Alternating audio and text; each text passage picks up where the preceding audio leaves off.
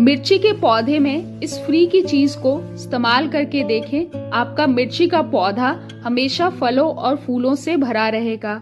जैसा कि आप देख सकते हैं, ये मेरे किचन गार्डन में लगा हुआ मिर्ची का प्लांट है और पूरा ही मिर्ची का प्लांट फलों से लदा हुआ है। मिर्ची के प्लांट में जब फूल आना स्टार्ट हो जाते हैं तब आपको पानी थोड़ा सीमित मात्रा में देना चाहिए।